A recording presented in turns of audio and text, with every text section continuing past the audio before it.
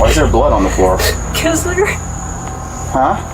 Please help. What? You okay? Are you okay? Are you bleeding? No. What is going on? Why is that door smashed? If this random person that you're saying came up to the back sliding glass door would have had to known that there was something to break the door, they would have had to come into the house and known that there was firearms inside the house, ammunition inside the house to use to then your mom and Matthew. For what reason? Not all crimes are as shocking as they look. Sometimes it's the secrets behind them that leave the deepest impact. A fugitive kept a deadly secret hidden for years, evading justice and leaving a family in disbelief. Then, a teenager's home erupted into tragedy, exposing tensions and hidden turmoil within a household. Tell us what happened. I'm gonna ask you straight up, okay? Are you the reason why did you hurt your parents today, your mom and Matthew? And if you did, was there a reason why you had to do it? And in another case, a son's obsession quietly festered until it destroyed the lives of those closest to him. These cases reveal hidden truths, betrayals of trust, and the devastating impact of secrets left unchecked. From the crime scene, the DNA that was taken, we actually have a sample of your DNA, and it was compared to the crime scene DNA. You want me to drink water so I can tear? Like, No, what's wrong with you? I don't want you to tear. I just don't What want are you trying to say? Before we start, here is a chilling case from New Mexico. Police were searching for a fugitive who had been kidnapping young boys and girls and keeping them in his basement. Although it is unclear how much of the information was true, learning about the case is quite frightening. Some reports claimed that approximately 20 victims were found inside. The officers eventually arrested the fugitive, but what happened afterward remains unknown. If he is convicted, he could face a long prison sentence. On May 2, 2001, police received a 911 call from Chevy Chase, Maryland, reporting a home where signs of a violent struggle hinted at a shocking crime. 911, what's your emergency? I'm at 4824 Drummond, Chevy Chase. Mm-hmm. I work for a company, and we didn't have a call from an employee. We just walked in the door, our husband and I, and there's in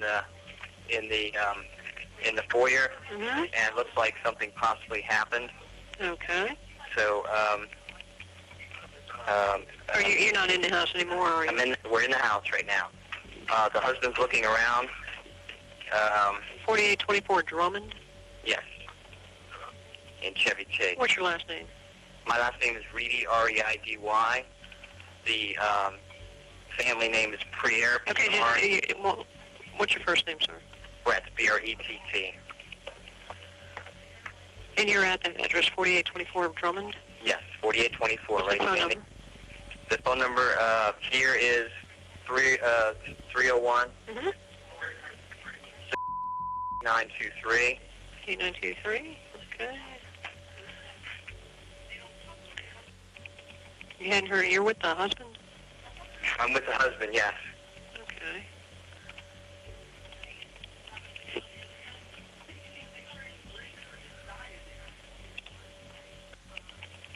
When was the last time The last time the husband saw her was 7:45 this morning. Okay, well, those check.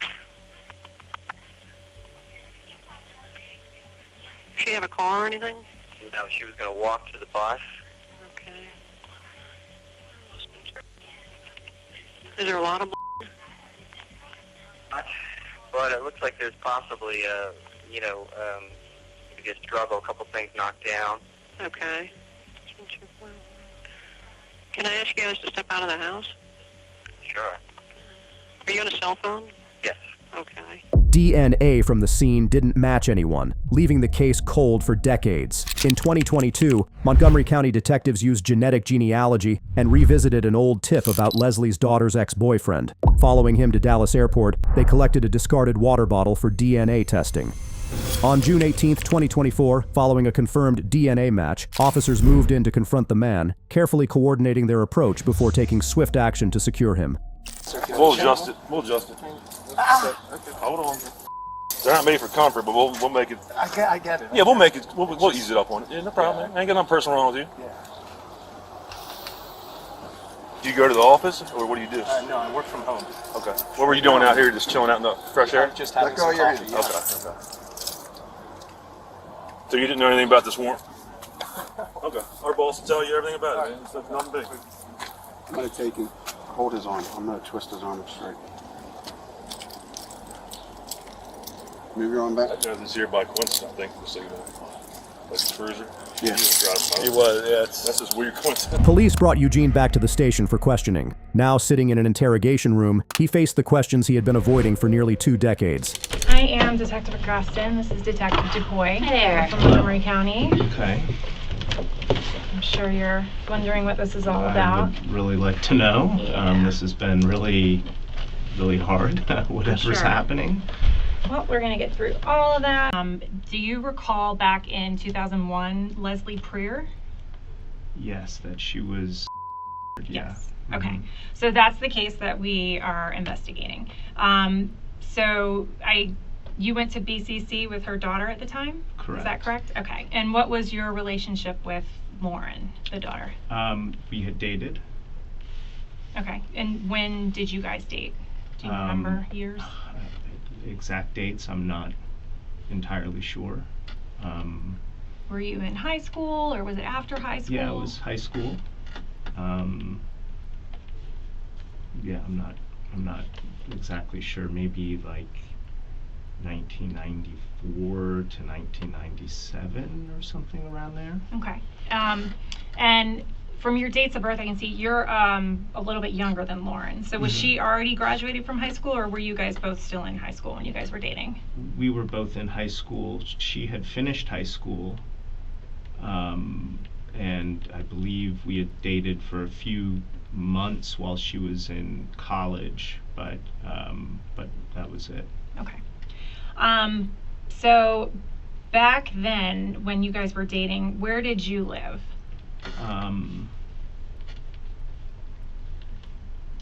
I lived in with my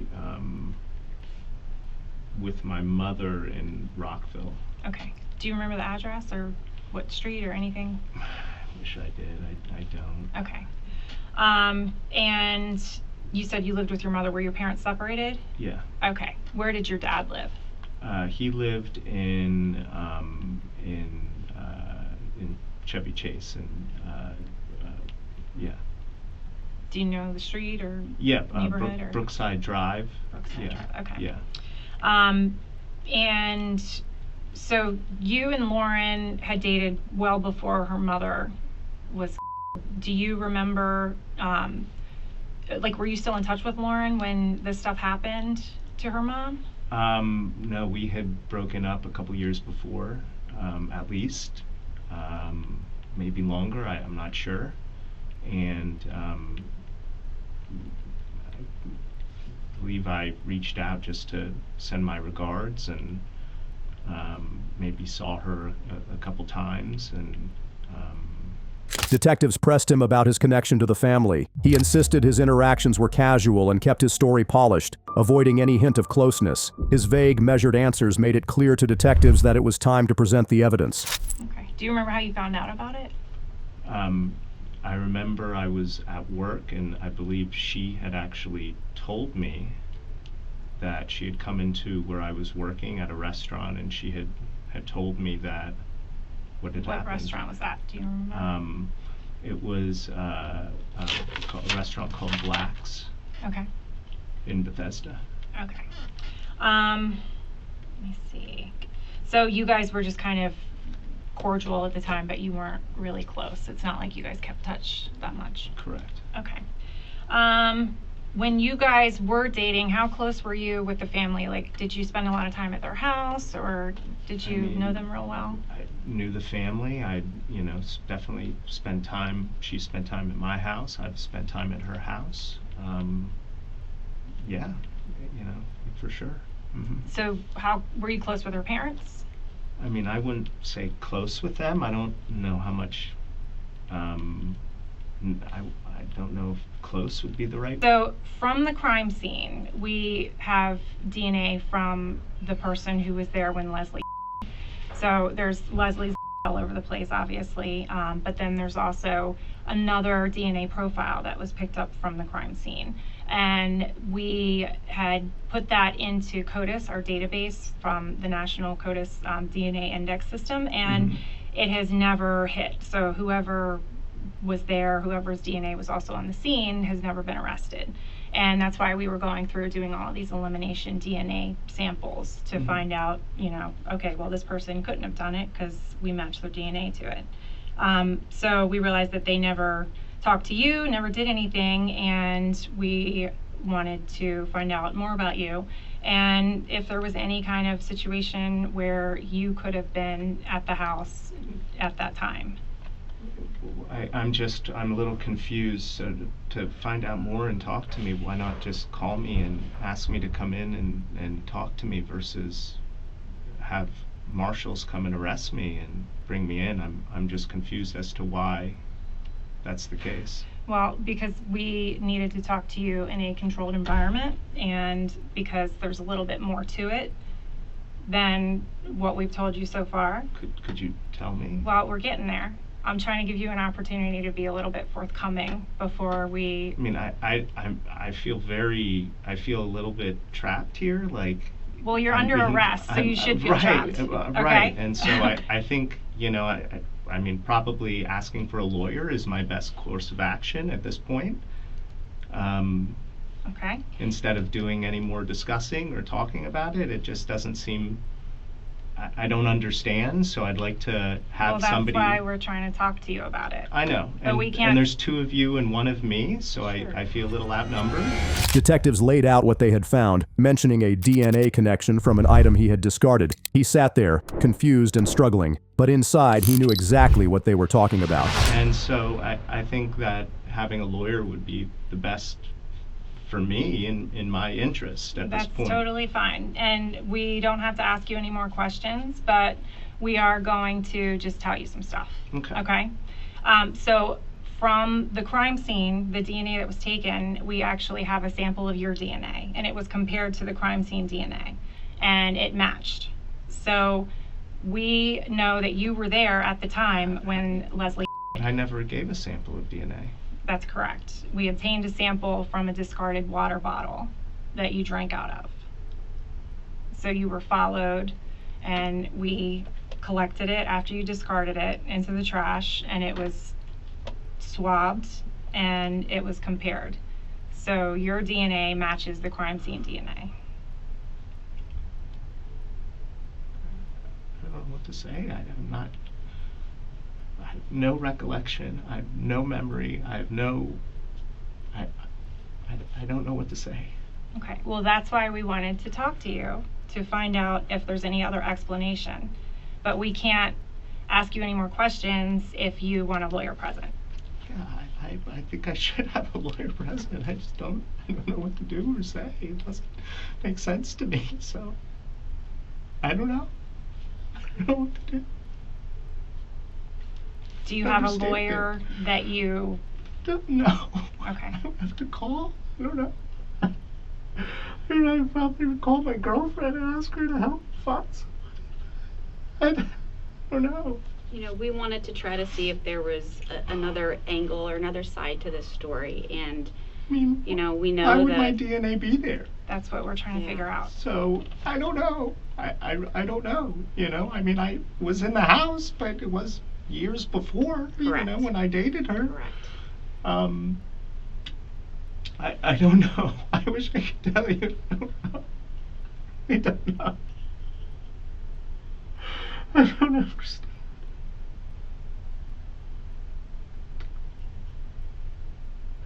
This is all very bewildering, very strange.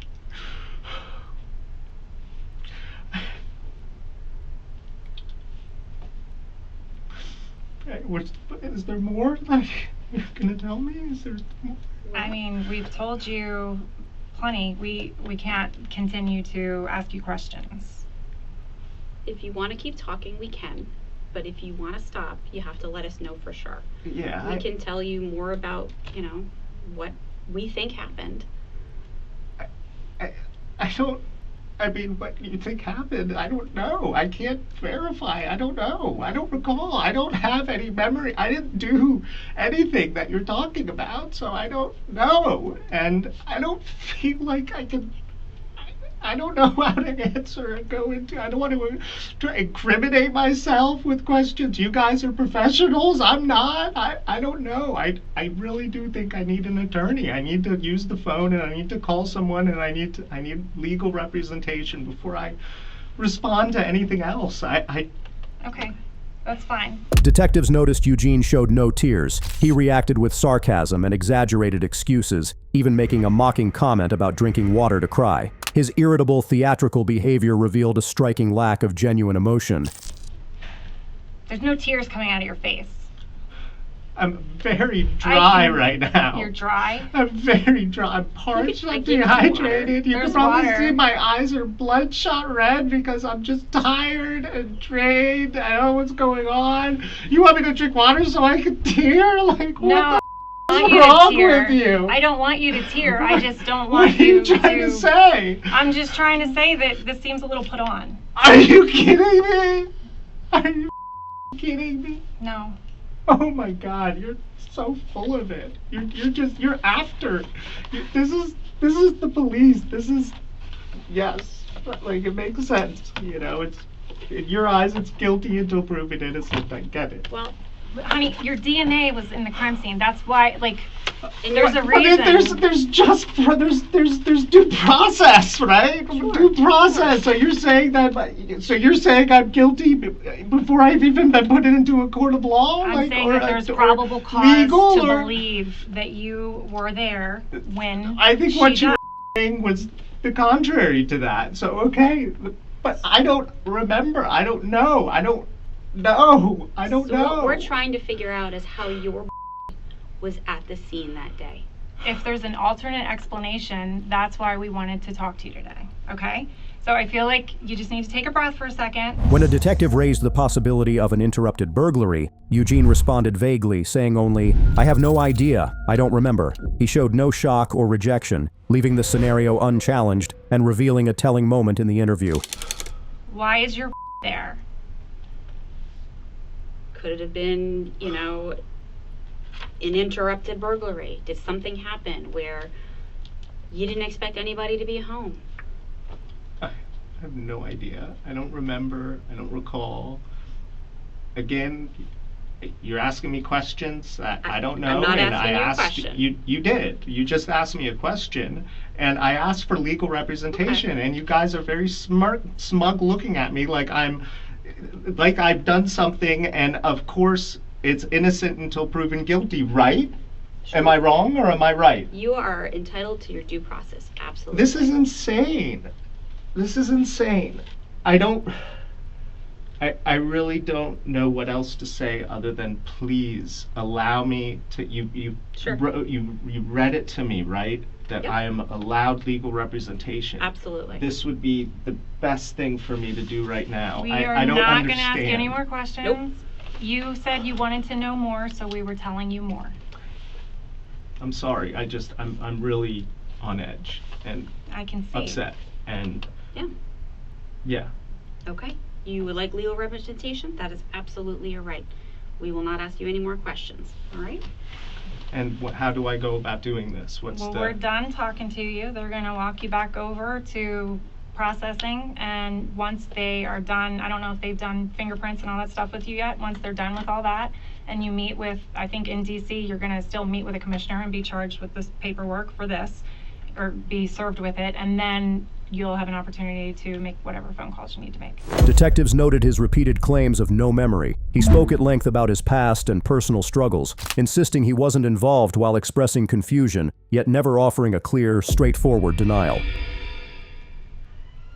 You keep saying you don't remember and you don't have any recollection, but if somebody was not involved, it would be an adamant, I didn't do it. Oh, I didn't do it. I definitely didn't do it. Like, this is absolutely, this is, you know, I've been an alcoholic in recovery for years now. I've been sober for years. And there are many, many times in which earlier life wasn't great. You know, abusive father, issues that, you know, but at the same time, this isn't something that I know I didn't do it. I know I wasn't involved. And I just don't understand how this has come to this. Eugene Gligor was charged with second-degree murder. In August 2025, Eugene Gligor pleaded guilty and was sentenced to 22 years in prison. From a cold DNA breakthrough in Maryland to a deadly family dispute in Florida, the next household tragedy would leave investigators piecing together a chilling story. On the evening of July 7, 2024, police in Palm Bay, Florida, received a frantic 911 call from a teenage girl reporting an intruder in her home. He broke into the house and I didn't have time to the phone, so I... Do you know who the man is? No, I don't know who it was. Is he still in there? I don't think so. I waited. I hid in my room for like a really long time. I don't even know how long it's been. Okay, you're not sure how long it's been? I'm not sure. What did he look like? It's hard to remember, but I think he had, like, I don't know, like, he was normal height, I guess. If I had to guess, maybe like 5'8", I don't know. And is he black, white, Hispanic? I'm not sure. I think I didn't really look that good. I only got like... What did he do once he got into your house? Well, it was... I don't think the door was locked, but I don't think he knew that there was a hammer by the back. And, was it your hammer, or did they bring it with them? It was just the house hammer. It was just by the back. Never know. It was just by the back. And they think they thought the sound that they didn't broke in the window. They broke the window with a hammer that you already had in your yard? Yeah, with the glass. Okay, take a deep breath. You haven't heard them in a while, right? Oh, was there only one person that you saw? That I saw, yeah. There was one person. Okay, and where are you in the house right now? I'm just in the living room. Okay, we already have help on the way, so just take a deep breath, okay? My mom, I think... I heard... We have officers coming. Hey, take a deep breath. The people that you're hearing, we have 2 officers there, okay? They'll usually check outside first, so you might see flashlights. They'll probably come to the door and knock here in a little bit. Just after midnight in Brevard County, Florida, police responded to a home and were met with an unusual and alarming scene upon arrival. Hello. How you doing? We're 1012. What's going on? Okay. Why is there blood on the floor? Huh? What? You okay? Are you okay? Are you bleeding? No. Come outside. Come outside. Come outside. What is going on? Why is that door smashed? Someone came. 252. Can we have medical respond? We have blood on the floor. Who's bleeding? Where's your mom? Stay here. Stay here. Stay here. Hey. I got It was 10:33. Somebody stay out here with her. Kevin, you got it? Yeah. Let's have a seat right here. You ready? Yep. Investigators quickly determined the scene was a double and focused on questioning the sole witness to uncover what had actually happened. Just have a seat right here. Ready?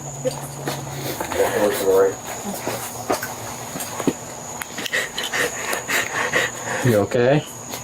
I don't know. I mean, physically, I guess, but...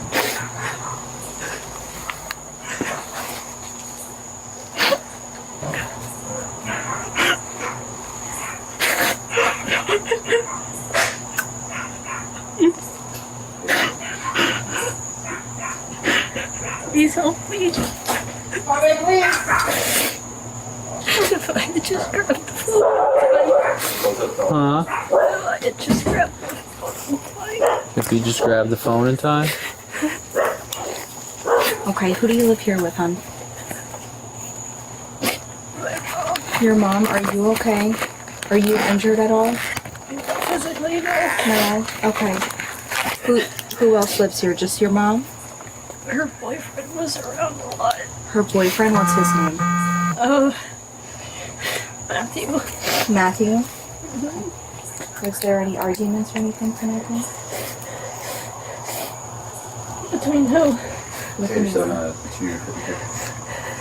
Me and my mom used to argue a lot. You have a I told her I loved her. Don't want to get it started. I should have told her I loved That will her. help you. Hey, it's okay. I'll never get to. It's okay. I'm so sorry. I'm so sorry. It's okay. Please forgive me. I'm sorry. I'm so much. It's not a very manly thing to do. Don't apologize for having feelings. It's okay. Were you asleep? No? Okay. At the time of what? When it started. What started? When he came up to the window.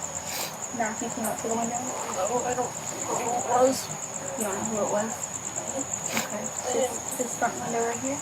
No, it was in glass sliding doors or back door. It was.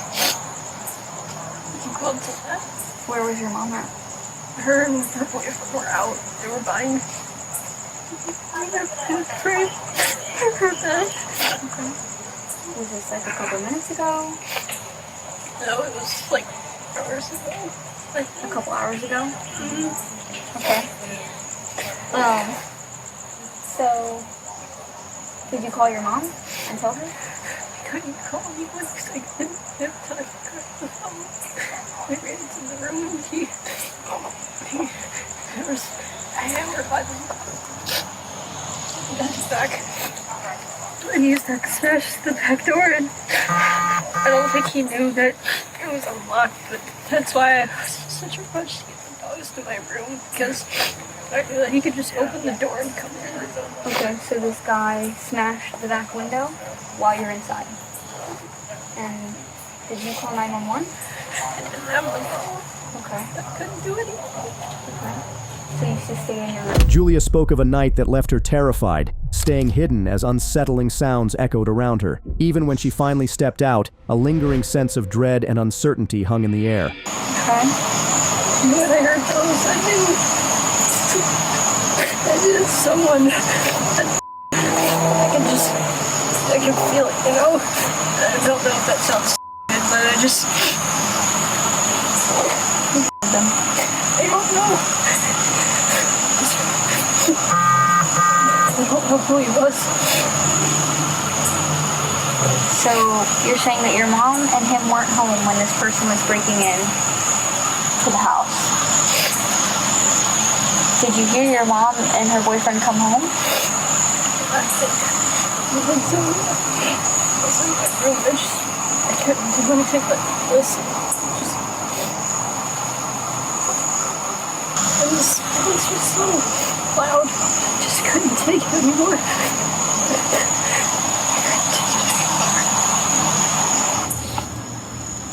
Okay.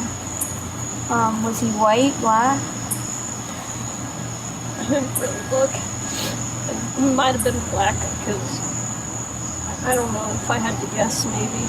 Julia provided a description of the suspected individual to the detectives, but as they continued to question her, subtle inconsistencies and odd details in her story began to surface, gradually raising the investigators' suspicions. Is there guns inside the home? There was. There was? Where did it go? No. How do you know it's not there anymore? I don't know.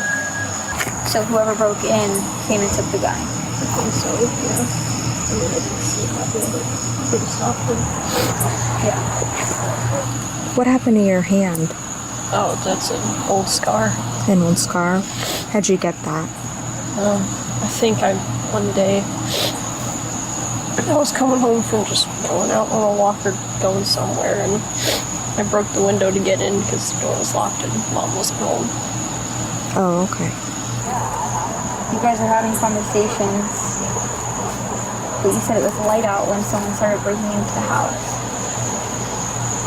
But these text conversations are happening at 9:15 p.m.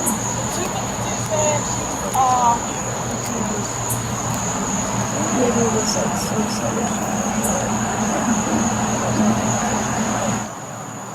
Did you check to see if she had a pulse or anything like that?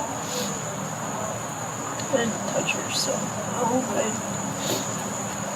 didn't hear her breathing, and there was a big hole. So I just assumed, yes. So you just what? Assumed, I guess. Okay. Is that, you did the same thing with Matthew? Assumed? They were all bloody. I didn't want to get blood all over my hands, I guess. Yeah. I didn't want, I don't know, I just felt like if I did anything, it would make it worse. You mentioned to me earlier how the glass had been broken. How did you know that? How did you know it was used?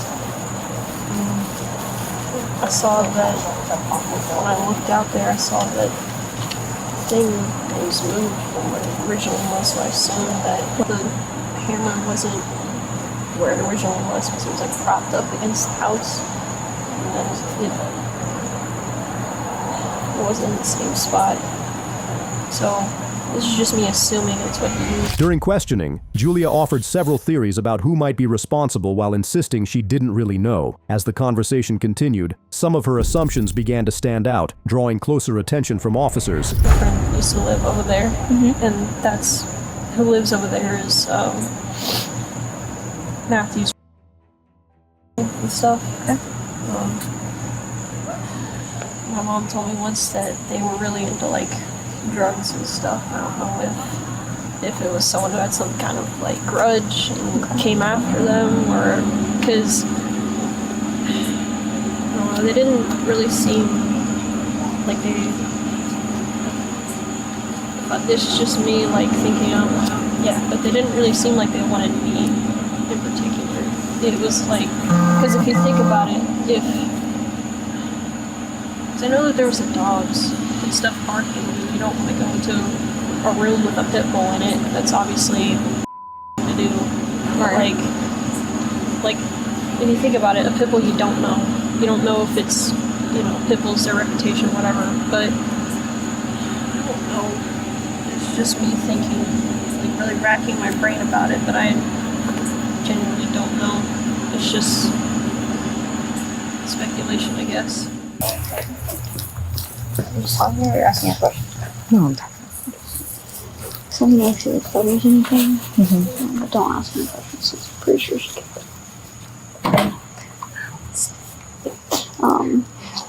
Searched her. Okay, good. She's gonna go back to the station. She's gonna go back to the station. And She don't want there. She immediately talking past it. It's like another bad dream, but I can't wake up.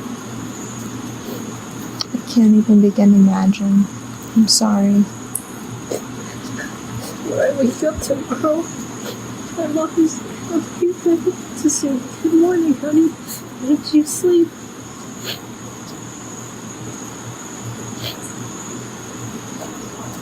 I'm sorry I'm crying so much. You don't need to apologize for that. I know it's not a very guyish thing to do, but On the contrary, it is. it probably doesn't make any sense to you, but it's trans, so that's why I'm saying stuff like that, I guess. Of course it makes sense to me. What do you prefer to go by then? Well,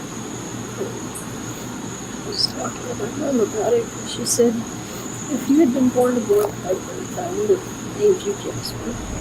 A few hours later, Julia was brought to the Palm Bay Police Department for a recorded interview. The detective began with a calm, reassuring tone, attempting to build trust and encourage her to open up. what is it that you're doing or that she's doing that's not fair to you? Well, me and her would have a lot of arguments about things, especially over like me being trans. So she'd be like, Okay. "You're not a real boy," and blah blah blah, and all, you know, the whole spiel of transphobic stuff. Okay. But She doesn't approve of your lifestyle. She doesn't approve of that. Would you say that she was like trying to kind of meet me in the middle, but it wasn't really working all that well all the time. She would try to call me child instead of, because it's more like gender neutral rather than kind of meeting in the middle, I guess. Okay. Is she misgendering you? Yeah.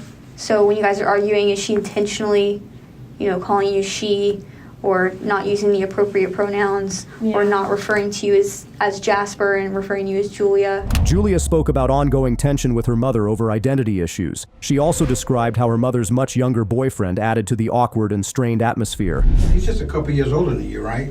Yeah. How do you feel about that?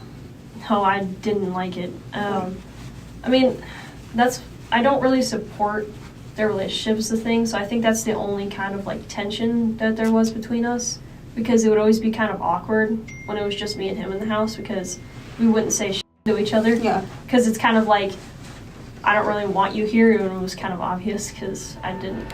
Julia described a tense evening, retreating to a safe space when unsettling noises arose. She offered uncertain guesses about the person outside, but the details remained unclear and hazy. Leave around 7.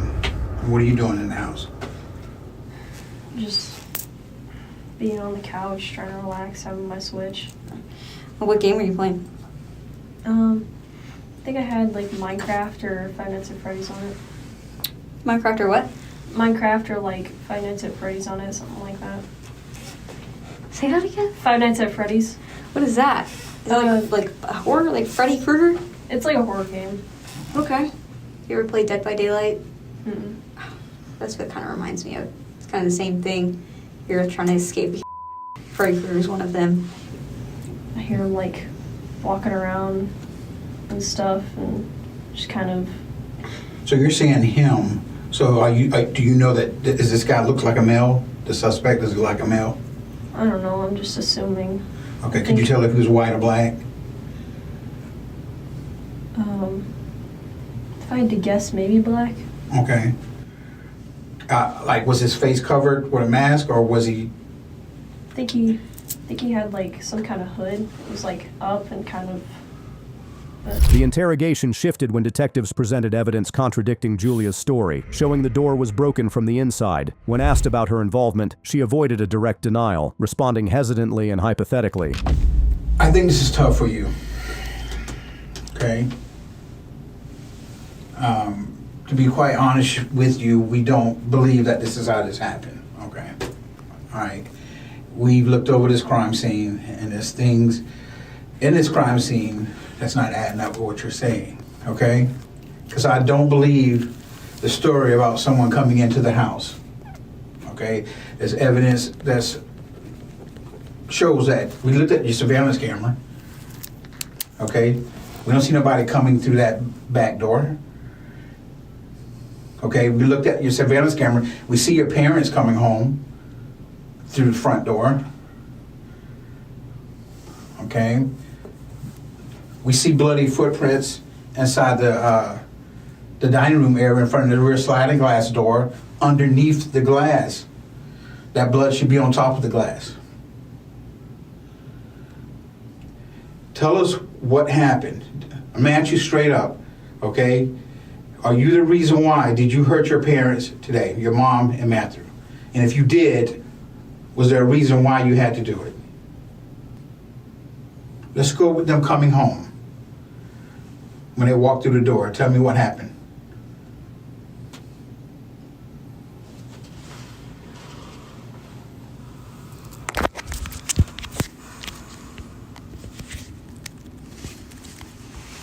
Theoretically speaking, let's say what you're saying, that it was, theoretically speaking, let's say that it was me, right? What? So Jasper, we're going to be honest with you. It's not really theoretical at this point. Everything he just stated to you is telling us that something happened that you're not telling us, right? So you're basically saying that I'm the culprit. Surveillance footage revealed inconsistencies in the story, showing that only someone with inside knowledge could have navigated the house as described, raising serious doubts about the account given. Shows us on surveillance cameras, it shows them walking into the house. It shows nobody in the backyard. It shows nobody breaking into the house. The way the camera is angled. 100%. But someone would be seen either hopping the fence, coming around the fence, whatever, and you know that. You know that the camera is angled a certain way. You know that you can walk out that sliding glass door and go undetected.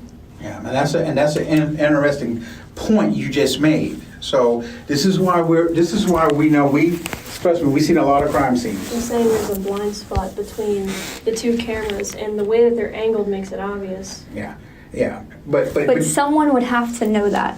Someone would have to know that there's a blind spot there. Someone that's not random, that's not randomly coming to your back door and breaking the back door unbeknownst. They're not gonna know any of that. This person would have had to have known the way the camera's set up only by viewing it from an app, right? I mean, you can't really see tell. You see it from the outside of the house. Sure, but you can't see the exact scope. There's wide lenses. You don't know exactly what it's viewing, but guess who does? And guess who just pointed that out? You do.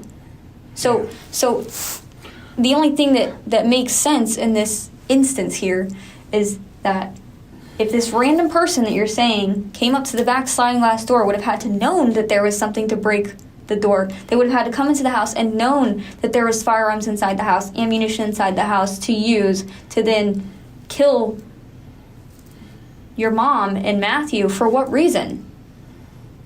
And then not only that... At no point do they ever go to your door. And if you think he's worried about some dogs and he has a gun, he ain't worried about no dogs. Okay? So that didn't make sense right there. All right? Detectives challenged Julia's story, pointing out inconsistencies with the blood patterns and her knowledge of the door lock. When asked directly, her evasive response hinted at involvement without a clear admission. I'm saying theoretically. Okay. Theoretically what? What? You said that get it off your chest and whatever, but it's like that's not how that works. It's Of course, it's not going to go away that quick. It's not.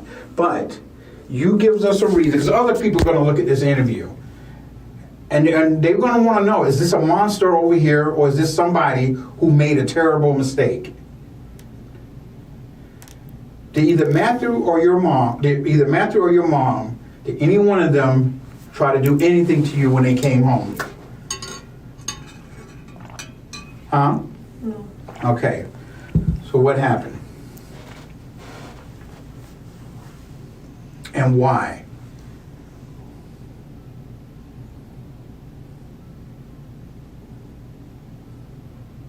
Where are you at in the house when they get home? Because we know you were not in your bedroom. I don't understand how you can say that, how you know I'm not in my bedroom. How would you know that? So your bedroom door was closed, correct? At the time that this incident took place. The way that the blood spatter is projecting suggests that maybe that wasn't the exact case. It could have been closed, but maybe not all the way. Like you're saying, it was locked. Well, I mean, I couldn't lock it. The lock is reversed on the door handle. Okay. You made a comment earlier about silence being really loud. It's happening right now. And even though you're not saying it with your mouth, your silence is saying it is loud. Does that make sense? Did you shoot your parents, your mom and Matthew?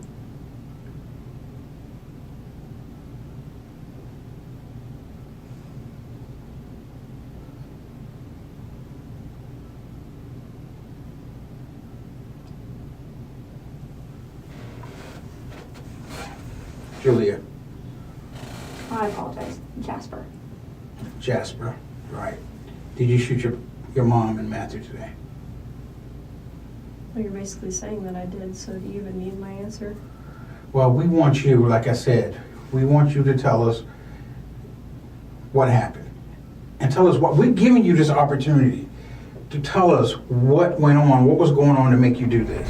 Julia eventually confessed, admitting to her mother and Matthew. According to the complaint, she allegedly greeted them before shooting them with a revolver, and later stabbed Matthew after running out of ammunition, only reloading to fire again at his head. Julia Egler was charged with 2 counts of first-degree premeditated involving a firearm. The 17-year-old is proceeding through the adult court system and has pleaded not guilty, with a return to court planned for later this year. In contrast to Julia's household tragedy, the next story follows a seemingly ordinary family whose lives were destroyed by a son's hidden obsession, showing how secret impulses can spiral into devastating violence. Seminole County, Florida, January 25th, 2019. Police found Cody Amato and his parents, Chad and Margaret, brutally home, the result of a hidden obsession that tore the family apart. At the scene, one person was missing, Grant Amato, the son and brother. On January 26th, investigators traced him to a hotel in the Orlando area, where he was found roughly 24 hours after the bodies were discovered. You can leave your stuff. You'll be able to come back.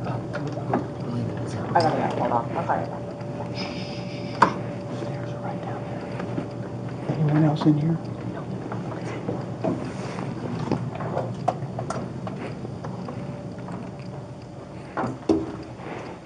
County Charlie 23 Alpha.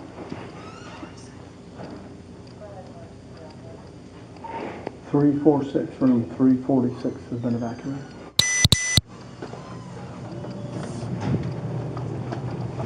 Camera.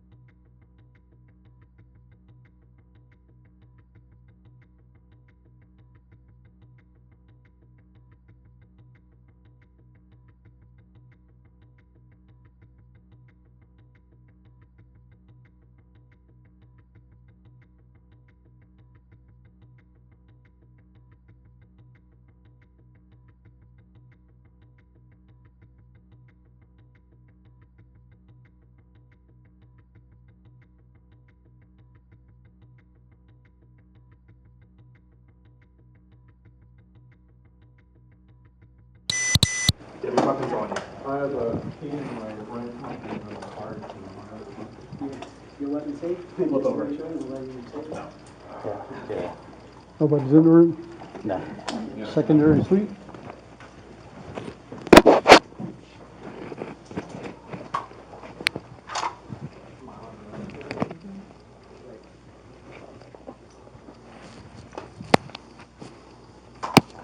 Okay, I don't see any bodies.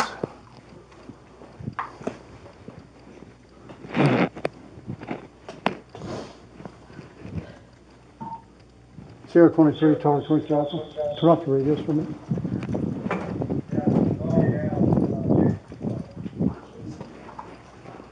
Who's, oh.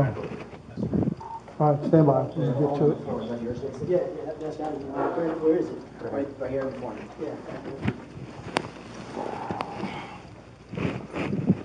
Go ahead.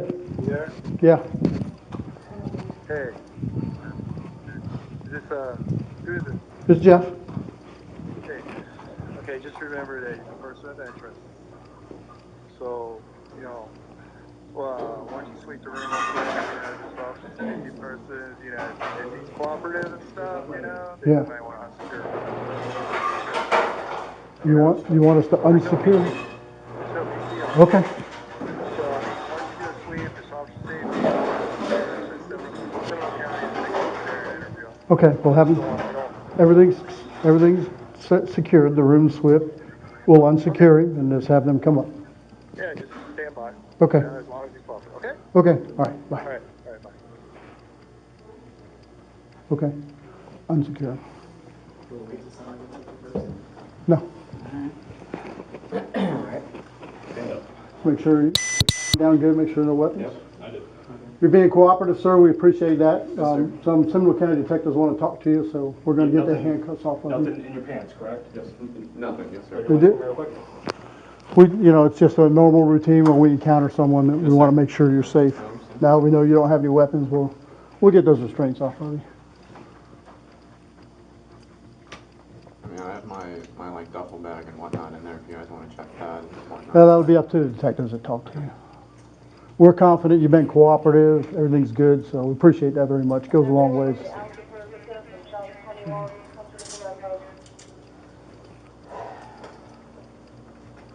Okay, I need 2 guys to stay here with Seminole, right? Correct? Is that? I was told. That's it's your case. If you want it. Okay. Grant Amato was brought in for questioning as police sought to understand what happened in his family home and why he was the only survivor. He remained under observation for several days. Education. I have a Bachelor's of Science in Nursing from UCF back in 2011. And that's my highest level. Okay. What is there any specialty nursing degree what you do, or? I mean, I have like other certifications. Uh-huh. But I mean, with that, like I primarily worked in the hospital for I think 5 or 6 years, and then I was pursuing a Master's of Science in Nurse Anesthesia. Uh-huh. That was back in 2015, I believe. Okay. But then I didn't complete that, and then I just went back to nursing. And then when this whole like wrongful accusation of the grand theft charge that I told you about in the car, when that happened, I stopped working at the hospital, and then that took like. I don't think we talked about that in the car. Well, I was accused of grand theft of the 3rd degree back in June of 2018. That like went on for 6 months, and during that time, I obviously wasn't allowed to work because of it. And then. Where was that at? Florida Hospital South, the main one down in Orlando. Down on Orange Avenue? Rollins, that's what it is. Okay. Rollins. Okay. So when that happened, obviously I was dismissed from that job, and then I couldn't get another job because now you have an outstanding felony charge on your name. Sure. So then I got the attorney. It all went through, and then finally in December, they posted on the Orange County Clerk Courts or whatever website where your file is that there was no evidence ever presented. All the charges were dropped, and now I'm just in the process of expunging that from my records. Right.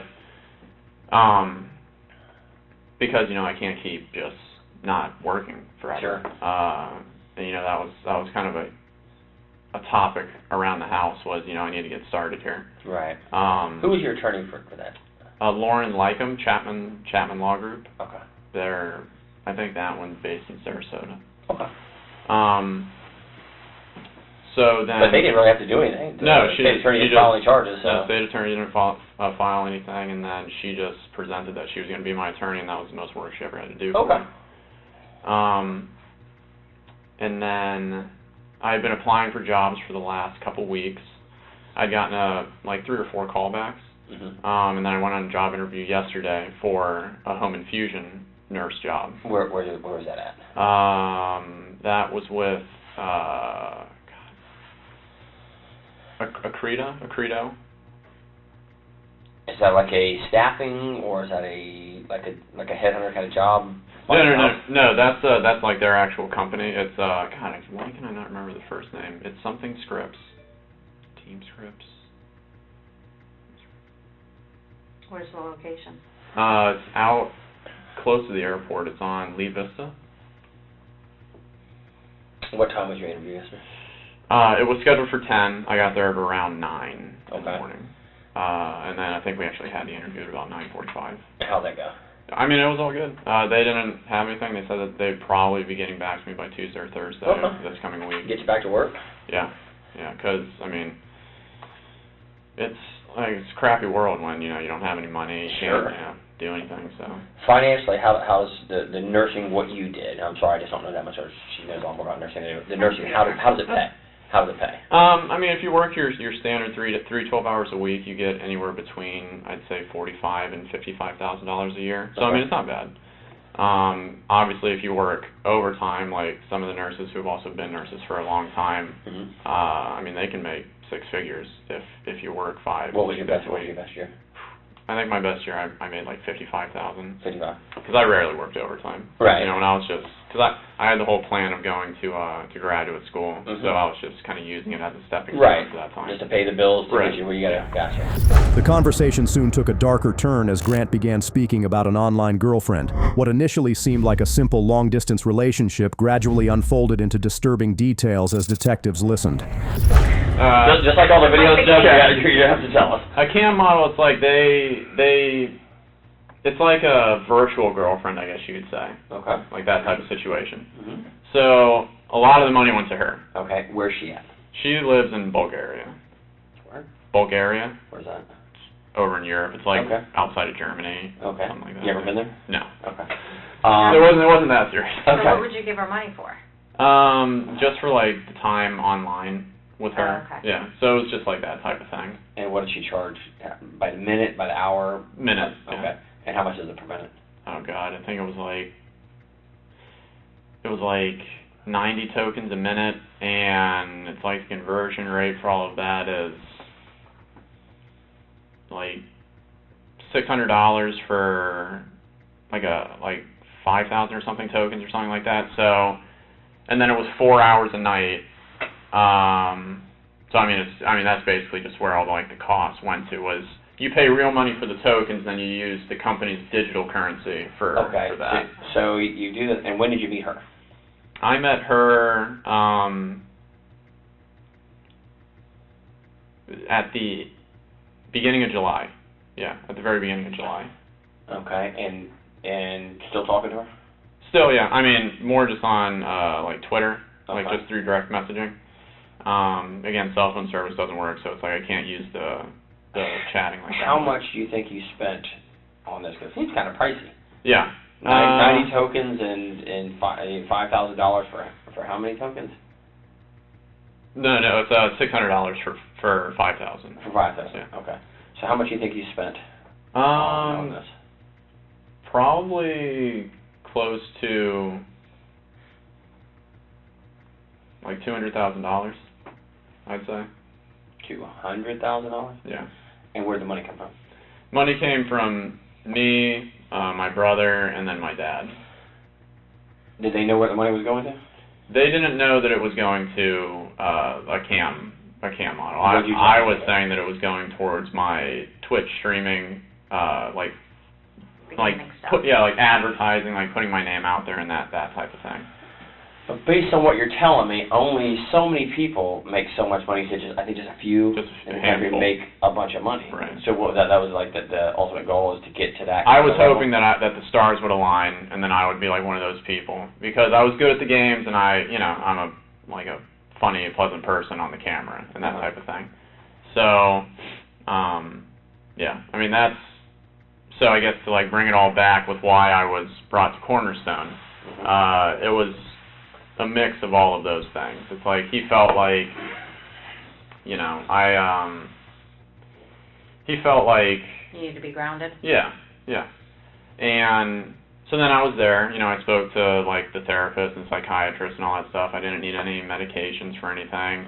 They had analyzed it as, this is an isolated event. You've been out of work, you have this PTSD from the whole getting arrested thing, and I mean, the last thing on my record was, I think, a speeding ticket back when I was at UCF. And then, just having all of that stuff going on, but then they had signed me up, I think, to be there for 60 days, but then I was only there until January 4th. So Who paid for that? My brother, Cody. What was the cost of that, $15,000. It was $15,000, and then I think when I had gotten back, we were going through the process of calling them and seeing if we could get any type of refund. And I think they said that he was going to get refunded $3,000 from his $15,000. Sure. But I don't. There so long. Right. But I don't know if that transaction had ever gone through yet. Grant described Sylvie, a model who had dominated his life and drained nearly $200,000 from his family. He framed it as funding his streaming career, but detectives recognized the deception. What made it most unsettling was the ease and nonchalance with which he admitted it. My mom would let me talk to her through her cell phone using Twitter. And, she would tell me, look, you have to keep it just basic, because if you say anything or if you entice anything or do anything like that, it might lead her to say something to like my dad or something like that. Because how would she get in touch with him? Because apparently when I was in Cornerstone, my dad told her, because he had like hacked my computer or something like that, and then he found everything. The electronics guy like you and your brother? Except he's more of that like hacking level, like able to do all that stuff. So he had found, you know, like just the stuff that was related to her, and then, you know, he erased my whole entire computer. He put a password on it, so it's like even when I came back up until Thursday, like I wasn't able to go onto my own computer to look at anything. Basically, he's treating you like a small child. Right, and rightfully so. I mean, spending that amount of money, I was acting childish. I can kind of get it, but so yeah. Anyways, on Thursday, he had apparently found out that I was speaking to her again, and when I came back on the 4th. My mom picked me up from the Cornerstone place, and then me and my mom met my dad at California Pizza Grill or Kitchen in Waterford Lakes. And he had this list, front and back, on a piece of paper of all the rules. This is what's going to happen. This is why I'm acting the way that I'm going to act. I'm not going to be Dad anymore. I'm going to be Chad. And I basically told him that I'm going to be present. I'm going to do what I can. I'm going to start trying to get jobs now. I told him what my plan was. You know, it wasn't really my intention to continue talking to this woman, but it just kind of happened. And then because there was like that emotional connection, I guess you could say, between her and me, like I like, you know, it felt like a relationship. You know, I didn't want to just stop cold turkey on it. So he had apparently found out, and then unhappy. Right, and one of the stipulations was that he at the dinner was, if you speak to this woman again, you're out of the house. Like, I'm kicking you out. You can pack up your shit, and then you're off my property. And then because of the way that he used to be, he had told me that basically if that happens, that if I ever step back onto his property, that he would kill me. So, you know, on Thursday, that all happened, and then I was in the process. I was getting all my stuff together. I was piecemealing it out to the car, and then, you know, I had an interview on Friday, so I had to get my suit out to my car. I was trying to just get all of my necessities as best as I could from, you know, a lifetime of living inside the house. Sure. And then, my brother was working that night, and I think he was working like one of his long nights, but he ended up getting off early. It became clear that Grant's family had gone to great lengths to stop him, and from his own words, he knew it. They had endured a lot and made it clear, if he reached out to her again, he would be kicked out. But their stern warning wasn't simply about rebellion. After me and my dad had argued, and he had told me, you know, this is how it's going to be, and, you know, all that stuff. Okay. This is at the house this past Thursday. Yes, yeah. Okay. Because this is what now? Saturday? So yeah. Yeah, past Thursday, I guess you could still say it. So then, yeah, I spoke with Cody. He told me about all that. He had given me his debit so that, because I mean, I don't have any money and I don't know where to go. You know, I'd never been out of the house on my own. And then the last thing that I was told was just that, you know, basically once again that he'll take care of it because this is Cody. This is Cody. What time is this approximately? I'd say a little after 10:30ish at night. Thursday night. Thursday night. Okay.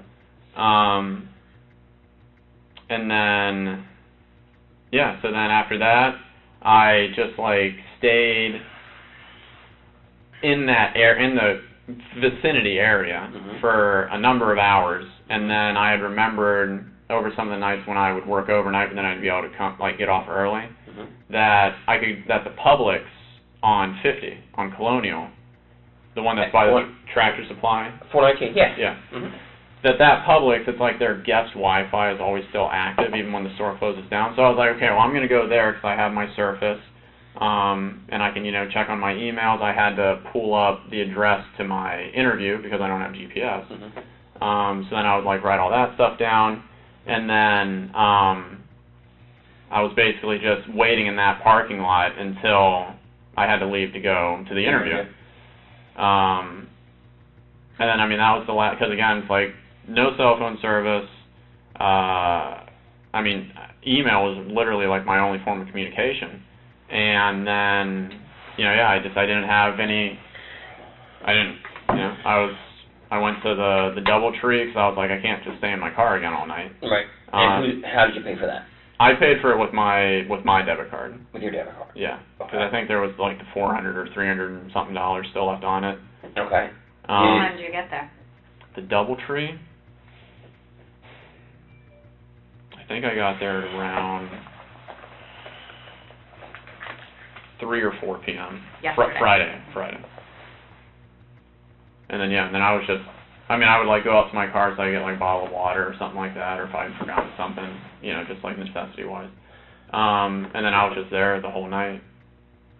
Talk to Cody? Talk to Mom? Talk to No, I couldn't talk to anybody because I didn't have... But you had the phone in the room.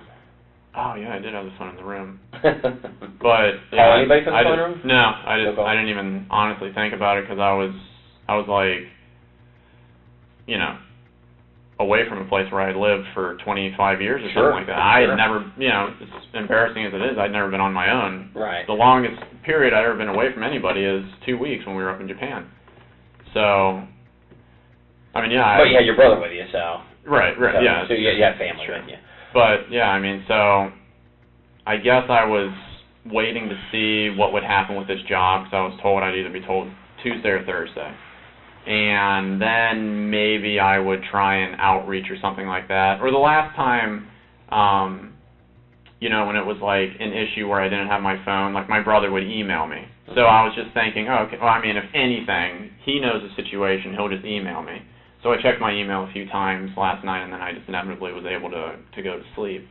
Was it Thursday night that your dad told you that if you talked to the girl that he would kick you out, or was that the conversation on the 4th at California? That was on the 4th. And then he just went through with it on Thursday. Okay. So Thursday, you're home all day? Yes. With your mom?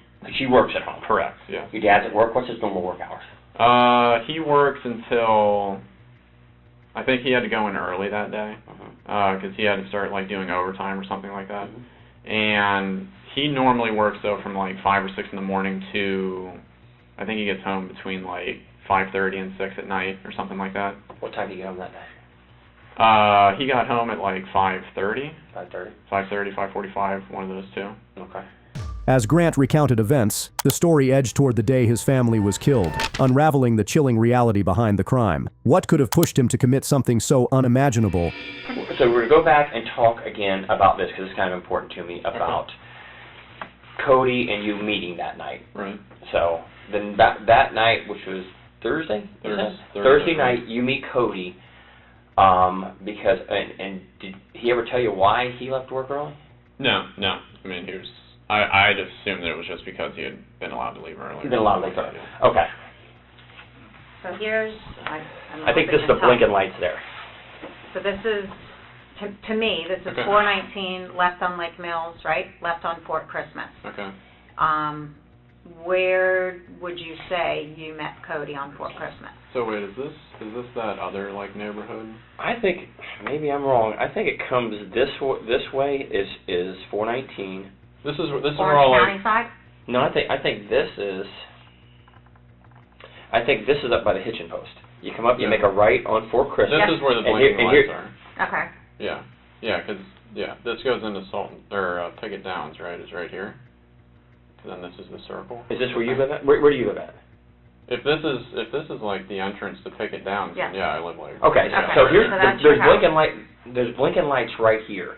So people don't run up at his house. I think that's what there's 2 red lights. Oh yeah, that's on the dude's fence. Yeah. Yeah. Then there's those 2 yellow arrow blinking ones at the corner. The corner. So these are blinking lights here.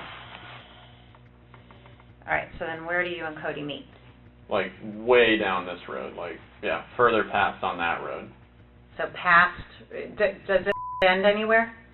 I don't think so. I think it literally goes into Bithlow, I think. Goes into Bithlow, and then and then if you keep going it, which was the way that I inevitably took it, where you out onto 50, and then I came up 50 to go back to the Publix parking lot. So here are the blinking lights. How far down do you think you met? Half mile, mile? I mean, a significant ways. I mean, just an approximate. I mean, I would say it was probably over a mile. Is this somewhere you and him have met before? We know, like, you know where that, if you're on this road, the intersection where it's like it intersects with another road and then it's got like a guardrail or something like that right there. Mm-hmm. It was still past that area, Okay. but it was close to that intersection. Okay. Yeah. Was it in the roadway, like off the roadway, or in? Yeah, just off.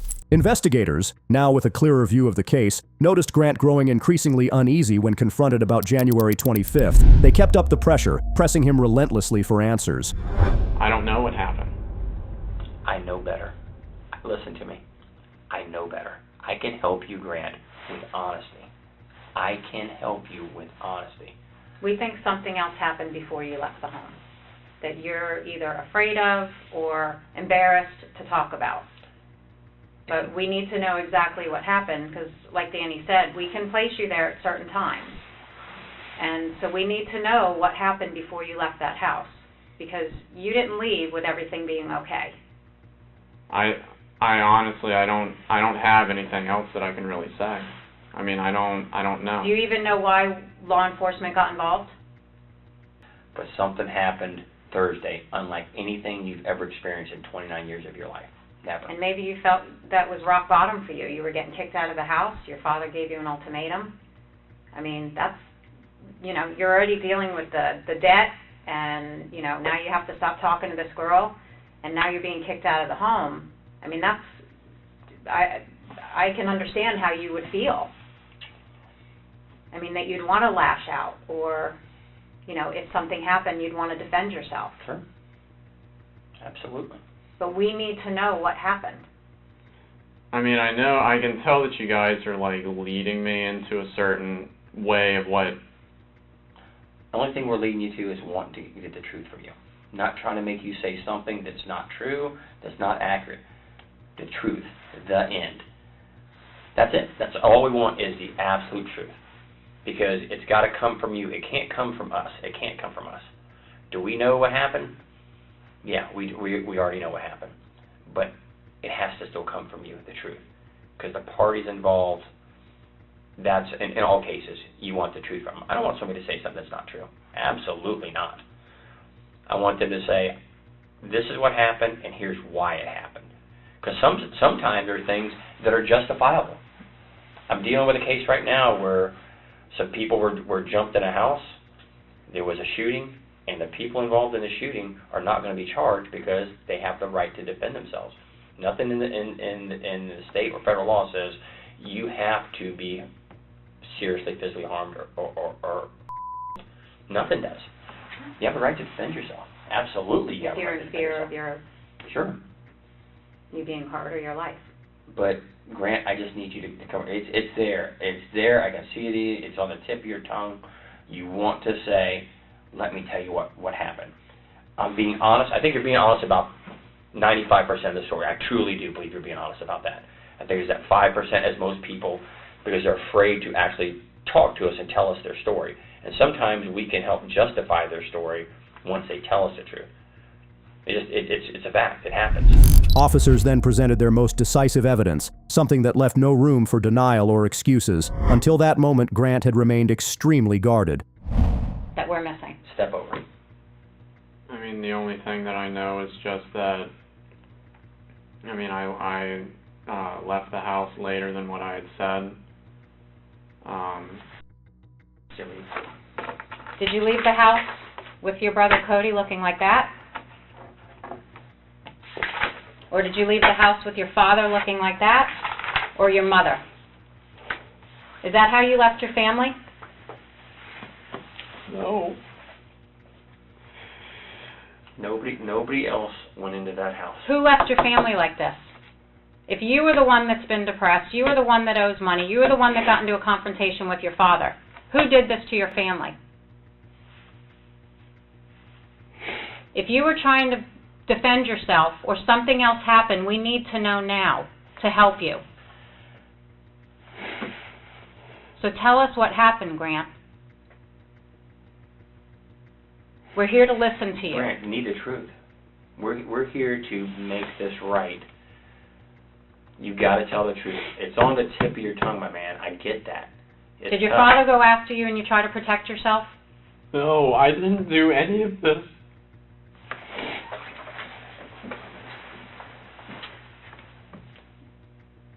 There's something that's going to come up that is going to make this all come real. I'd rather it come from you than have to do it that way. The evidence tells us what happened. You have to fill in the blanks. They can't tell me what happened. Fact, I know. She never held a gun. She didn't have a gun that night. Fact, he never fired a gun. Fact, he never fired a gun. Never did. This is the person right here, Mom. Grant attempted to weave his own version, blaming an imaginary intruder for the but officers found no signs of forced entry or struggle, and in that moment, his expression betrayed an unmistakable guilt. This is the last time before I'm going to walk out and then I'm done. Then I'm done for good. When I'm done, I'm done. They won't say, hey, can I come back and talk to you? The minute I walk out that door with your story is where you stay at. That's your lot in life. I am more than willing to sit here all day and all night if you want to talk, to find the facts. But I can't. I told you from the beginning, I will not deal with somebody that's not being truthful with me. You're not being truthful. You're not telling me the truth. You've lied, and we've forgiven you over that. We've forgiven you over it. You can't lie about this, Grant. You can't. This is too important for your family of what has happened.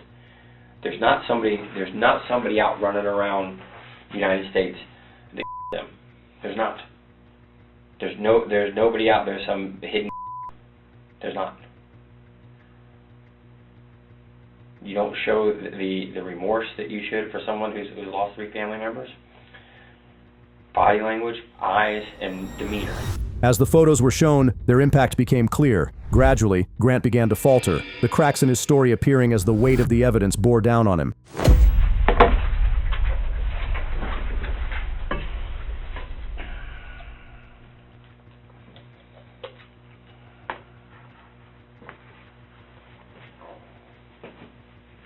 My brother even said the same thing of like, when all this financial stuff was happening, like why I couldn't show like sadness towards it. And I just don't know. I mean,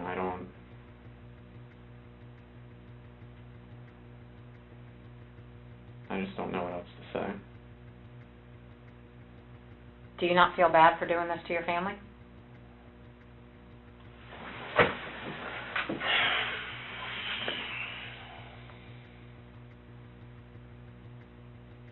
I don't know. You don't know what? You don't know if you feel bad for doing this to your family? I mean, I've been getting blamed for the last half a year for everything, and I've been trying to move forward into a positive direction. And then every day I'm reminded of all the trouble that I had caused. And then I keep being told the same thing over and over again, but there's nothing that I can do to change it. Do you regret doing this to each one of your family members? I didn't do that to each one of them. Who did? Who has such an axe to grind with your family that they shot him twice in the head, him in the head, and her? Who has it? Here, you sit in my seat for a minute. Sit in my seat. Get out of it. Here, sit right here. Come here. Sit right here. Get out of that seat. Sit right there for me. Sit on it. Look at it. Look at it from our side. Look at it from our side. Think of it from the way we look at it. Independent. What are we here for? One thing. The blindfolded ladies with justice. Justice is all we're here for. Justice. Look at it. Who has a motive? Who has a motive to hurt your family? You could say Jason, but we already know what Jason was. I can account for every bit of Jason's activity. Every bit of it. Jason gave a statement. What's the first thing we looked at? Is Jason telling the truth? Can we verify what he told us? And in quick succession, we did. He said, I was... Yep, he sure was. And we know exactly when Cody left work. And know when Cody got home. and know when Cody stopped answering his phone, and know when bills were paid, and knows when vehicles left, and know when phones tagged hotspots. Know it all. Know every bit of it. Now it's time for you to admit to what you know. Because you're saying, I didn't do something, I don't know something. It's an easy thing to say to yourself, but you can't say it to us. Because facts and evidence don't lie. I've done everything I can do to get to the bottom and the truth. And we're not getting there. But I promise you down at some point, the facts will get there. And then you're going to ask, hey, can I talk to you and tell you what happened? And the answer is no. After we walk out of the room, like I said, it's done. There is not a second chance. There's one time to make a first impression. You heard that one before? This is it. I believe you're not a bad guy. I do. I believe you want to tell us what happened. And there's a reason this got so bad. There's a reason. Grant repeatedly deflected, claiming he couldn't provide more answers. Detectives challenged him on contradictions, showing how even minor discrepancies hinted at deeper dishonesty, leaving his evasiveness evident. I mean, I don't have anything else that I can say. I mean, I don't have the answers. That you can say or want to say? That I can say. I mean, I don't know. I know from sitting over here what it looks like. I mean, it's just like when I was accused of the whole grand theft thing. And then it's, everything from security cameras and all this other stuff for saying this, that, and the other, but then there's nothing that showed that I had done anything wrong. And I don't know what else I can say.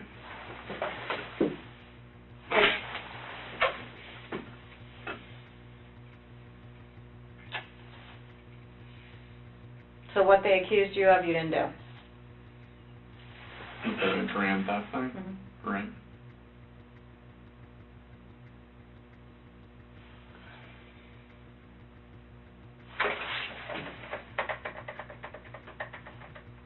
Two things that happened here today. Two things. You're a guy swimming out in the middle of the ocean, and we're going to give you one of two things based on you. You can have a life preserver to keep from drowning, or you get the boat anchor.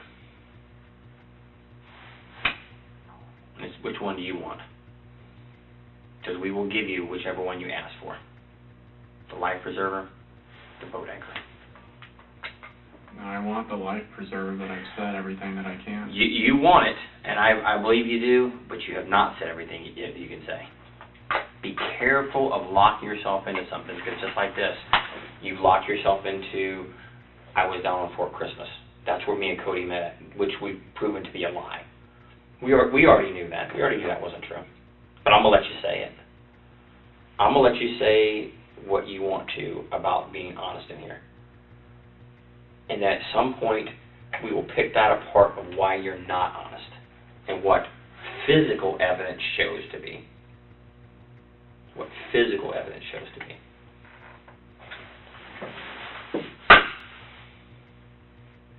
If you want to be honest, this is it. This is the time right now to be honest. You see if I can say what you're saying what you want to say to me right now. Just like you wanted me to believe that you were down on Fort Christmas down the road with Cody. That you wanted to. That's what you wanted me to believe. And there's a reason you were being deceptive to me. Because it doesn't matter where you met him and had this conversation. If you lie about something small, you lie about something big. You're being deceptive. Over something that doesn't matter if you met him down the road or not. There's no reason to lie about where you met him at. This is it. Your one chance in the rest of your life to be honest about this right here.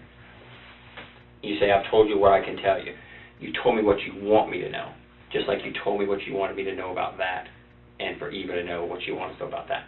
But it's not true. Just like you want to tell me what you want me to know about this. I get this. I get that. I don't get that. I don't get that. I don't get it. He suddenly froze, caught between facing the officers and retreating inward. The investigators left him alone to grapple with the evidence and his thoughts, then soon brought in his older brother, who had not been present during the tragedy.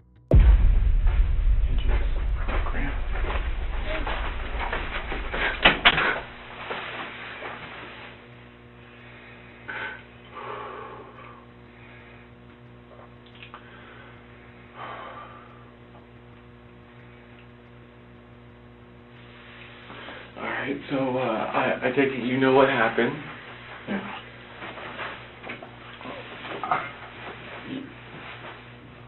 I'm going to ask you plain out. You are not part of it anyway. No. When's the last time you saw everybody? I left the house between like midnight and like 12:30. On Thursday night? So Friday morning? Thursday going into Friday. Why? That's when you went to a hotel? No. The first night I stayed just in the Publix parking lot by the Tractor Supply. Okay. And why did you leave though? It's because Dad had kicked me out Thursday because I was still talking to the woman that had caused everything, and I was using Mom's cell phone to do that with her knowledge, but not Cody or Dad's. So then Dad found out somehow, and that was one of the things that he had said would lead to my being removed from the premises. So he basically told you had to leave? Yeah.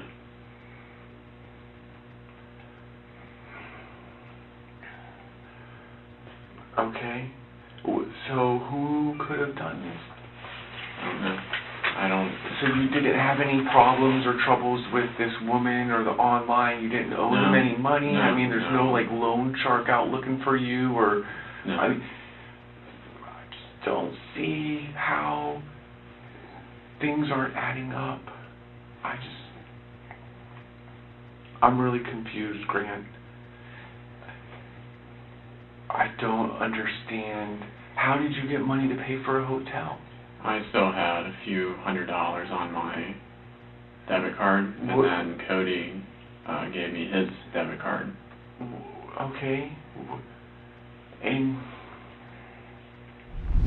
Though Grant never fully confessed, investigators pieced together his movements, the physical evidence, and other records. On January 28, 2019, Grant Amato was arrested and charged with 3 counts of first-degree, one for each member of his family. In court, the jury weighed the evidence and circumstances, ultimately delivering a unanimous verdict. Grant Amato, we the jury find as follows as to Grant Amato in this case. A. Aggravated factors as to count 1. We the jury unanimously find that the state has established beyond a reasonable doubt the existence of the aggravating factor that the first degree was committed in a cold, calculated, and premeditated manner without any pretense of moral or legal justification. Yes.